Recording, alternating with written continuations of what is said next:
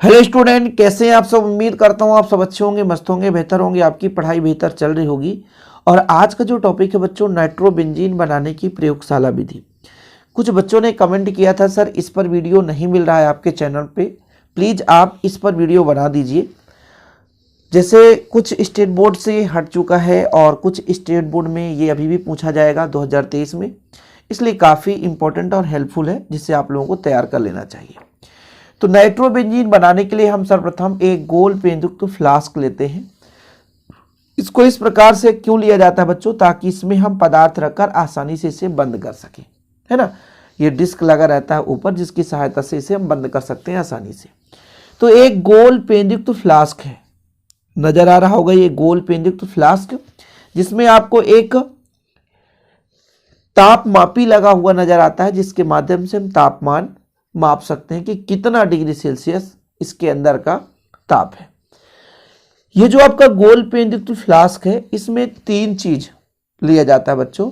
एक आपका बेंजीन, दूसरा नाइट्रिक अम्ल H2SO4, इनका सबका परसेंटेज होता है। जो आपका नाइट्रिक अम्ल है इसका 50 ml, H2SO4 है इसे 60 ml, और इस मिश्रण में लगभग 45 ml बेंजीन डालते हैं। कितना ml? 45 ml बेंजीन डालते हैं। तो ये हमारा नाइट्रिक अम्ल होता है, जो लगभग 50 ml लिया जाता है।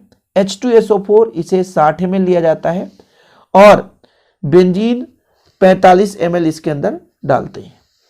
और जब इसको मिलाते हैं बच्चों, तो इस पूरे उपकरण को हिलाते रहते हैं ताकि आसानी से मिल जाए।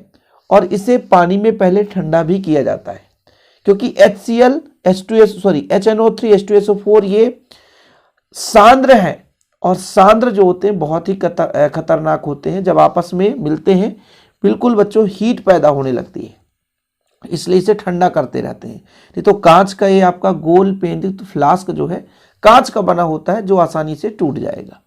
इसलिए जब भी इसमें हम पूरा मिश्रण को मिलाते हैं तो हिलाते जाते हैं, साथ में इसे जल ऊष्मक में रखकर ठंडा भी करते हैं, ताकि आसानी से पानी से इसको ठंडा कर लेते हैं। जब इसका पूरा मिश्रण मिल जाता है, जब इसको मतलब अच्छे तरीके से मिला देते हैं, इसके अंदर का पूरा मिश्रण मिल जाता है, तो इसको अपन जल ऊष्मक में रखकर गर्म करते हैं। जल ऊष्मक मतलब जैसे एक आपके पास बेहतरीन रूप से पात्र है जिसमें पानी भरा है, उस पानी को एक बर्नर की सहायता से गर्म कर दिया जाए और उसमें फिर इस उपकरण को रख दिया जाए। तो लगभग 50 से 60 डिग्री सेल्सियस ये तापमापी लगा रहता है, कितने टेम्परेचर पर अभिक्रिया हो रही है। तो लगभग 50 से 60 डिग्री सेल्सियस तक इसे 1 घंटे तक गर्म करते हैं। डायरेक्ट इसे यदि लौ से गर्म किया जाए, डायरेक्ट इसे आग के संपर्क में रख दिया जाए, तो ये टूट जाएगा कांच। इसलिए इसे जल ऊष्मक में रखकर धीरे धीरे करके गर्म करते हैं 50 से 60 डिग्री सेल्सियस पर। ऐसा नहीं है कि 100 डिग्री सेल्सियस पानी उबलने लगे, पानी उबले भी नहीं, बिल्कुल नॉर्मल टेम्परेचर पर ये गर्म होना चाहिए। जब गर्म होता है बच्चों, तो नाइट्रोबेंजीन प्राप्त हो जाता है। ये जो नाइट्रोबेंजीन है, ये नाइट्रोबेंजीन प्राप्त हो जाता है, मतलब ये वाष्प अवस्था में बदलता है। और वाष्प अवस्था में बदलकर वैसे भी कोई भी यदि गैस है वो गर्म होता है तो हल्का होता है, और हल्का होकर ऊपर की ओर जाएगा। तो इधर से बच्चों यहाँ से आकर के इसे ग्राही में एकत्रित कर लिया जाता है। क्या इतने में कंप्लीट है? नहीं। अब इसको हम सोडियम कार्बोनेट विलयन से धोते हैं। सोडियम कार्बोनेट मतलब Na2CO3 से, सोडियम कार्बोनेट Na2CO3 से, इससे हम इसको धोते हैं। फिर इससे धोने के बाद इसको कई बार जल से धोते हैं, जल से प्रवाहित करते हैं, जल से धोते हैं बच्चों, ठीक है। और जल से धोने के बाद इसको निर्जल कैल्शियम क्लोराइड CaCl2 से सुखाते हैं। मतलब सोडियम कार्बोनेट और जल से धोएंगे, इसके बाद इसको सुखाने का काम कैल्शियम क्लोराइड का होगा।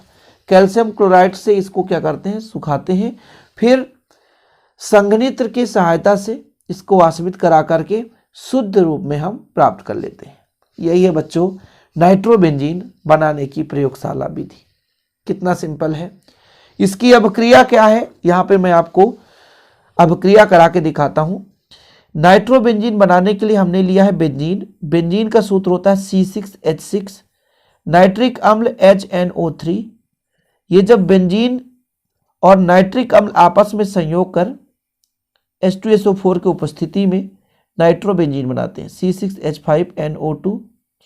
और यहाँ से H और O, यहाँ से H लेकर H2O के रूप में परिवर्तित हो गया। नहीं समझ में आया? देखो जरा, C6H5H कर सकते हैं क्योंकि यहाँ पे 6 कार्बन 6 हाइड्रोजन है। H है बच्चों, एक ऑक्सीजन को अलग कर दो तो NO2 बनाता है। अब तो बढ़िया है ना, H और OH क्या बनाएगा? H2O बना लेगा। सांद्र H2SO4 की उपस्थिति में क्रिया हो रही है तो C6H5 बचेगा और यहाँ पे जुड़ जाएगा NO2 और साथ में HOH मिलकर के H2O बना लेगा। ये लो, H2O अलग हो जाता है। ये पानी है, ये पानी है, ये अलग हो जाता है बच्चों। ये आपका क्या है? बेंजीन है। ये आपका नाइट्रिक अम्ल है। ये है आपका सल्फ्यूरिक अम्ल। इस प्रकार से अब क्रिया कंप्लीट हो जाती है। तो फिर से आप समझो कि भाई हम यहाँ पर सबसे पहले इस पात्र में यानी गोल पेंजुक्त फ्लास्क में नाइट्रिक अम्ल का 50 ml लेते हैं और H2SO4 का 60 ml लेकर इसे मिलाते हैं। फिर इसमें 45 ml बेंजीन मिलाते हैं। क्या? 45 ml बेंजीन, और इसे पूरा मिलाते हुए हिलाते रहते हैं, साथ में पानी के साथ इसे ठंडा करते रहते हैं।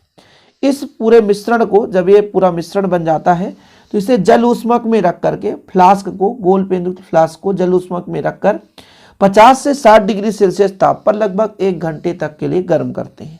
1 घंटे तक गर्म करते हैं तो यहाँ से नाइट्रोबेंजीन बन जाता है।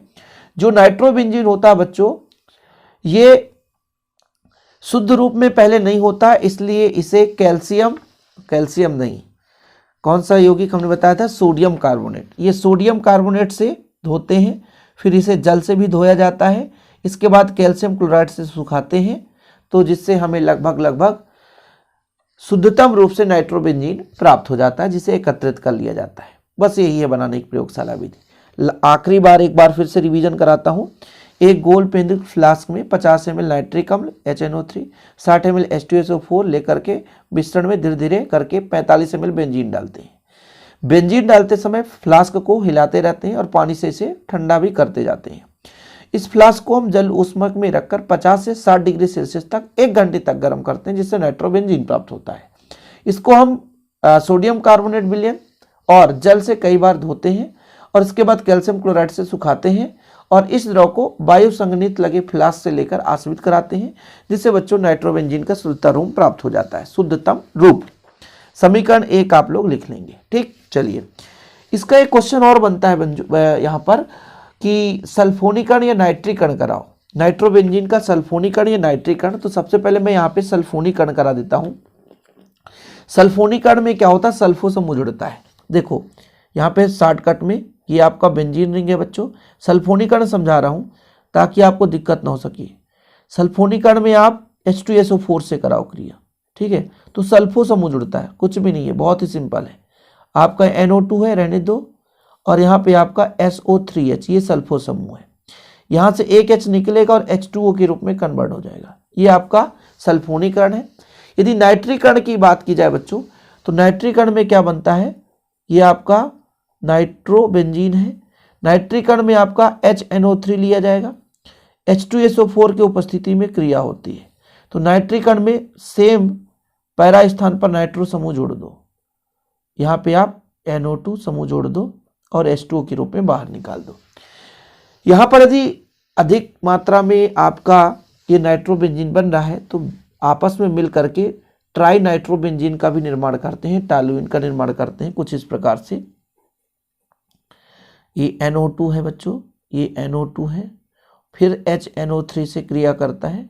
जितना ज़रूरत पड़े उतना ले सकते हो, कोई दिक्कत नहीं, H2SO4 की उपस्थिति में। तो ये आपका बन जाता है, यहाँ पे NO2 जुड़ जाता है, ट्राई नाइट्रोबेंजीन NO2 और NO2 यहाँ पे जुड़ता है, H2O बाहर हो जाता है।